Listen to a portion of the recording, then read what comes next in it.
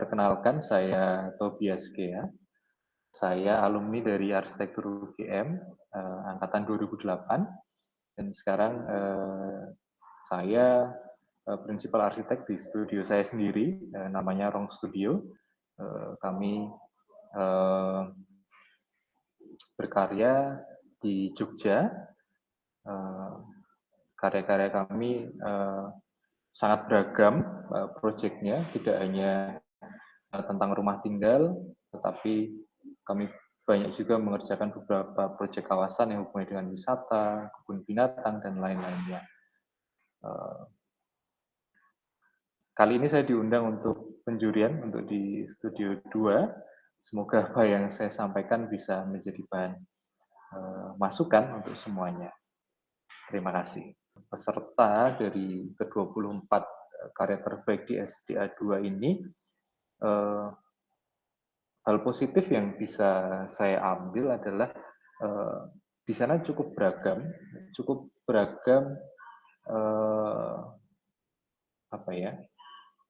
pemahaman ataupun kemampuan tiap mahasiswa itu dalam mengekspresikan, khususnya sebenarnya masih dalam bentuk bangunan ya, dalam ekspresi dalam bentuk bangunan secara eksterior begitu. Sudah ada beberapa mahasiswa yang memikirkan tentang sebenarnya simpel seperti detail toilet, detail kamar mandi. Ada beberapa yang bisa menggambarkan dalam bentuk denah itu dengan cukup baik menurut saya. Jadi nilai plus juga untuk beberapa teman yang bisa mengaplikasikan standar-standar ruang seperti toilet dan lain-lainnya di Studio 2 ini. Tugas ini adalah tentang pemahaman bagaimana memahami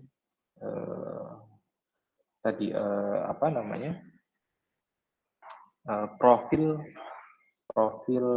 orang atau profil pengunjung yang akan menempati bangunan itu. Kalau untuk market sendiri mungkin ya, karena ini mereka ada di rumah masing-masing, mungkin ada beberapa yang punya keterbatasan tentang bahan. Mungkin kalau kita di kampus di Jogja kan kita cari bahan market, sudah jelas semua ada gitu ya. Kita nggak punya alasan untuk punya bahan yang nggak bagus, itu nggak punya alasan. Tetapi ini mungkin ada permasalahan yang mungkin di tiap kota ketersediaannya nggak sebanyak di Jogja begitu, karena kita sekarang kelasnya online, mereka ada di generasi online, tidak cukup kita menggambar yang baik, tetapi juga kita perlu memperhatikan bagaimana kita memfoto atau men-scan gambar itu kemudian untuk di-delivery ke yang mempunyai tugas. Jadi kalau bentuk di sini saya melihat untuk dari SDA 2 ini, dari ke-24 karya ini, sebenarnya cukup beragam. Ada beberapa yang sebenarnya bentuknya masih mungkin masih belum bisa lepas, karena mungkin masih Studio 2 ya, dari bentuk rumah gitu ya. Maksudnya bentuk rumah pada umumnya yang seperti itu. Tapi ada beberapa mahasiswa yang menurut saya cukup berani membuat bentuk-bentuk yang cukup sebenarnya cukup sulit untuk digambarkan sketsa tangan. Dia mungkin satu-satunya mahasiswa yang mungkin malah memikirkan tentang konteks bangunan, tentang sekitarnya. Jadi dia ada beberapa pendekatan desain yang dia punya kepekaan bagaimana menangkap bahwa bangunan itu harus selaras, ataupun kalau kontras yang selaras dengan sekitarnya, sehingga dia tidak asing dari bangunan sekitarnya. Konsepnya sebenarnya cukup menarik begitu, dia menangkap bahwa rumah baca ini dia membutuhkan cukup pencahayaan alami yang nyaman supaya orang betah membaca tetapi nggak kepanasan gitu ya.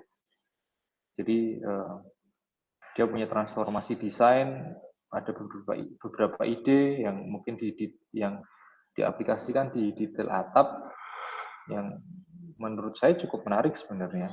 Cara mendesain yang menurut saya paling pas itu ya seperti yang nomor 24 ini, yang dia tunjukkan bahwa bentuk itu adalah hasil dari dia pengen memasukkan sinar matahari. Untuk universe ini dia punya yang paling ini ya, yang paling menonjol dalam memenuhi tadi apa ya, memenuhi persyaratan di studio 2, bagaimana tentang ruang itu terbentuk dari aktivitas penggunanya. Jadi kalau judul dari tugas ini kan rumah baca komunitas ya, rumah baca, dan di sana ada komunitasnya. Nah, kata komunitas ini yang kemudian menjadi penting, yang kemudian eh, kuncinya ada di kata komunitas ini, karena di kata komunitas ini kan kemudian harusnya setiap mahasiswa bisa menjabarkan aktivitas apa, atau komunitas ini siapa saja, yang kemudian didefinisikan kebutuhannya apa saja, yang akibatnya aktivitasnya akan seperti apa, yang kemudian hasilnya dalam merancang itu yang mencerminkan atau memenuhi dari kebutuhan-kebutuhan dari member-member dari komunitas yang diwadahi itu. Dilihat dari penyusunan dari denahnya, itu dia mampu menjabarkan tiap ruang itu punya kekhususan sendiri. Jadi misal di sana dia memahami bahwa di tempat ini akan ada anak-anak. Dia membuat satu children space dengan desain tertentu untuk mewadahi kebutuhan anak-anak. Kemudian misalnya di sana ada computer space yang kemudian dia didesain dengan bentuk ruang ataupun bentuk furniture yang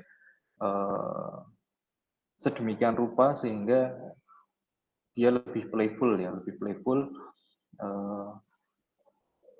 Kemudian, nah ruang-ruang lain pun seperti, bahkan dia memberi perhatian seperti ruang-ruang locker dan lain-lainnya, ruang-ruang yang mungkin hanya sebatas fungsional, tetapi dia memikirkan ruangan locker itu dibuat sedemikian rupa supaya tetap menarik, karena mungkin rumah baca ini dibuat tujuannya juga supaya menarik orang untuk mau datang ke rumah baca ini.